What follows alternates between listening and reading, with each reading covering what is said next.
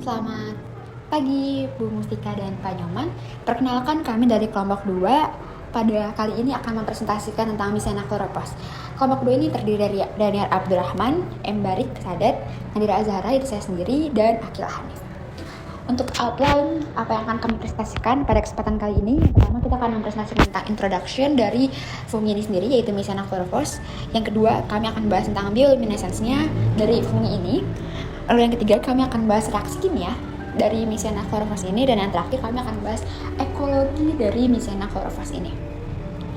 Yang pertama adalah introduction. Nah, jadi Misena Chloropos ini funginya yang bisa dilihat gambarnya.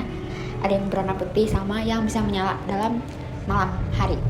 Jadi Misena Chloropos ini merupakan spesies jamur agarik dalam keluarga Miseniaceae yang dapat ditemukan di Asia subtropis. Contohnya ada di India, di Jepang, di Taiwan, di Pinisia, Indonesia, Sri Lanka, bahkan di Australia dan di Brazil. Jamur ini dia memiliki sifat yang unik dibanding jamur-jamur lainnya karena kemampuannya dapat bioluminescensi alami, yaitu memancarkan cahaya hijau pada malam hari. Jamur ini memiliki badan buah dengan cap berabu-abu pucat. Bisa dilihat pada gambarnya yang mungkin di sini agak kelihatan kayak putih ya, tapi sebenarnya dia lebih ke abu-abu pucat. Dan diameternya itu paling besar hingga 30 mm. Di atas batang ada batangnya yang panjangnya itu antara 6 sampai 30 mm. Jamur ini sendiri mengalami pembuahan yang dapat terjadi di hutan. Yang hutan tersebut memiliki puing-puing kayu yang tumbang seperti ranting yang mati, dahan, serta batang-batang berkayu. Baik, jadi saya akan menerangkan tentang bioluminescence. Nah, bioluminescence adalah emisi cahaya yang dihasilkan dari makhluk hidup. Nah, pada jamur Misena Chloropos ini, emisi cahaya yang dihasilkan akan berwarna hijau dan terjadi sekitar 2 hari setelah maturasi badan buah dan akan terus bersinar selama 3 hari. Emisi cahaya dari jamur ini biasanya berada pada membran himenium, basidia, dan permukaan membran sel dengan intensitas paling tinggi ada di cap dan pangkal lamela.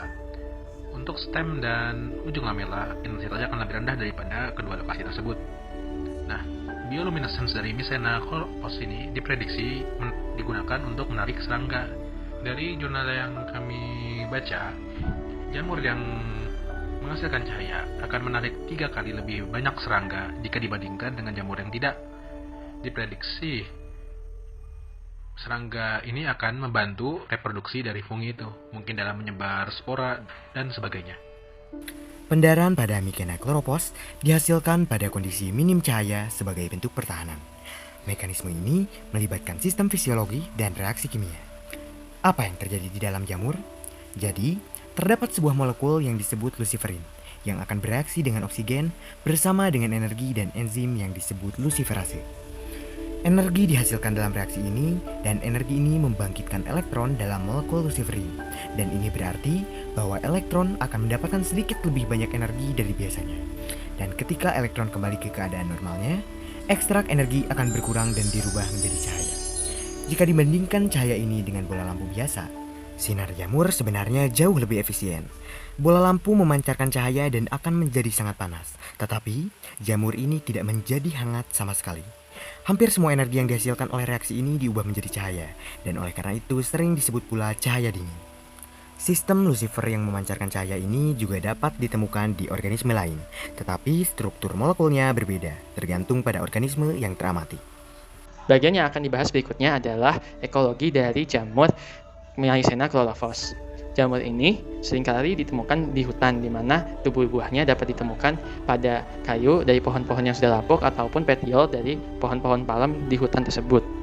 Jamur ini akan tumbuh baik pada daerah yang memiliki kelembapan relatif sebesar 88%. Jika kelembapan terlalu tinggi, akan menyebabkan primordia dari jamur untuk mengalami deformasi. Sementara jika daerah terlalu kering, hal ini dapat menyebabkan cap dari jamur untuk membengkok dan pada akhirnya akan rusak.